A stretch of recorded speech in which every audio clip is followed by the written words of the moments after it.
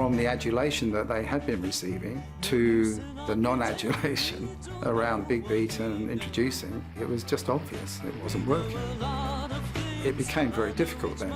I really liked Ron and Russell. I still admired their abilities, but I couldn't be 100% behind what they were doing. I mean, Ronnie was really desperate too at this time. I mean, he knew it wasn't working. I want a big surprise tonight. The record comes out in the heat of punk rock, and an album that could not sound more out of sorts with that.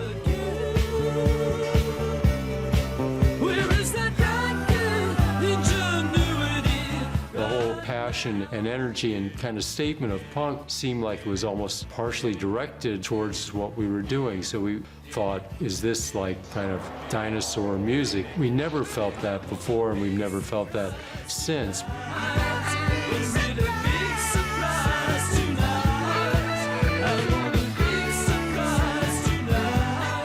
The Sex Pistols album is one of the greatest albums of all time, but that wasn't where we should be going. So we had to find a proper direction so that we would feel unthreatened. Merci, c'était les Sparks. After we did the Introducing Sparks album, we did an interview with a journalist in Los Angeles. She said, well, what's next for Sparks? And we said, oh, well, we're going to be working with Giorgio Moroder on our next album. She said, oh, that's funny. Giorgio didn't mention that to me. I'm really good friends with him. And we went, gulp. Because it was a total lie. We wanted to work with Giorgio Moroder, and we had heard I Feel Love on the radio, the great Donna Summer song that Giorgio produced, but we didn't know how to contact Giorgio. And then she said, well, I could introduce you. Number 30 star this week in the top 30, the young man called Giorgio, who's with us here on Top of the Pops this evening. Let's give him a nice Top of the Pops welcome. Thank you. And he was really, surprisingly to us, up for the challenge of working with a band. It really was pretty brave of him. We did the recordings in Los Angeles. Interesting studio because it was totally electronic with a massive amount of Moog modular and Roland synthesizers and 1,000 of sounds. We were aware that we were kind of reinventing ourselves as we were making that, but we knew that we were doing something that was totally new. For me as a fan, it would be hard to know if it's willful or if it's the innocence of, wouldn't it be a great idea if we just made a synthesizer record in 1979, before the 80s?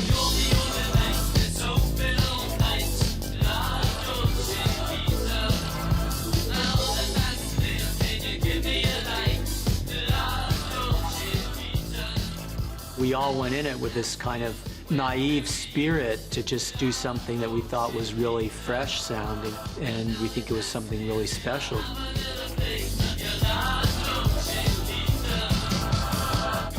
It took 1 year after that album was recorded before a label wanted to sign it.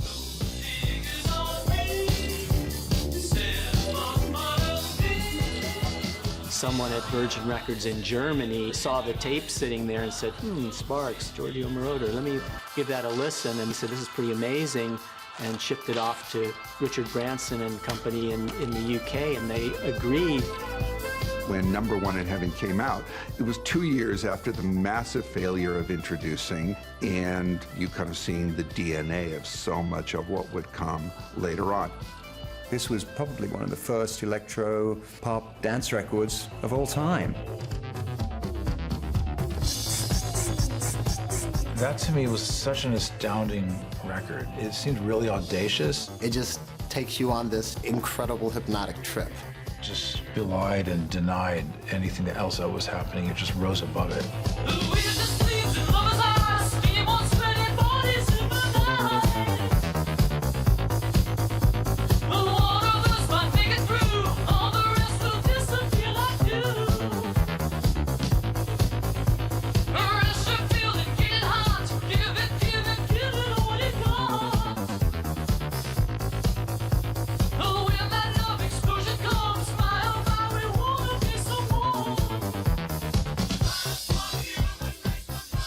was a huge influence on our early material. We were already big Moroder fans, but this combination, it was just perfect. That's why I ended up working with Vince, because those synths, they just drove me. Start, Beat the Clock, Mulaney Grant, 6th of June.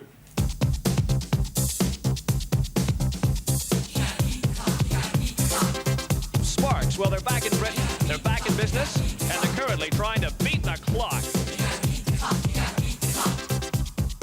As a synthesizer duo, I guess you could say that they sort of set a template. I became first aware of Sparks in the 1979 period. Seeing them on like Top of the Pops around that time, you know, it's a very sort of stark, dynamic image. Russell singing, Ron on the synths. He had his 79 kind of hipster hair. Sparks and a new single called Beat the Clock. Billy.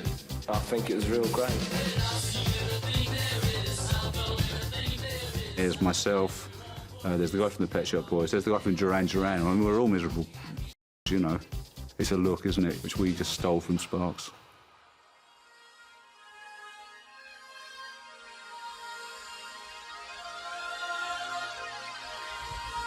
I was desperately searching for music to put in my DJ sets at Blitz Club. I came across #1 Song in Heaven. It's just one of those songs that gives me goosebumps. What I loved about it was the first 4 minutes, and it was all synthesizers and sequences, and I was like, this is great.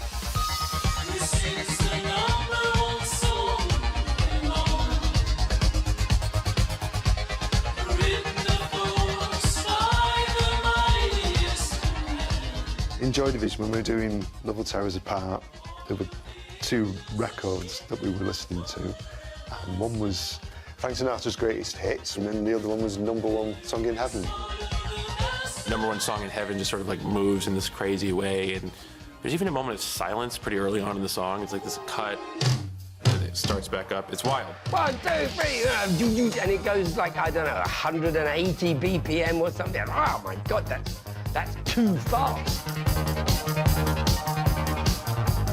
This is the absolute apogee of electronic pop music for me. I can't think of anything better. We can only, with Hem 17, kind of aspire to it.